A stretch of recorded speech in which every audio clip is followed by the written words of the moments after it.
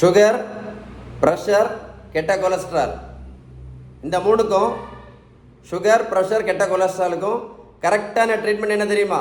கரெக்டான treatment balance diet மட்டும்தான். நீங்கள் பேலன்ஸ்டு டயட்டு ஃபாலோ பண்ணாமல் மாத்திரை இன்சுலினும் மட்டும் சாப்பிட்டுட்டு இருந்தீங்க அப்படின்னா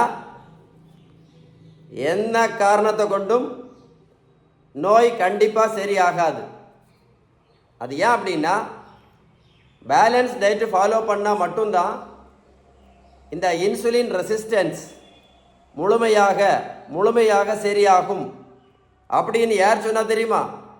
மருத்துவத்தில் உள்ள ஸ்டாண்டர்ட் புத்தகம் ஹாரிசன். நான் இப்போ சொன்னது என்ன கதை கிடையாது, இந்த புத்தகம் தான் சொல்லுது. புரிஞ்சிருக்கோன்னு நினைக்கிறேன்.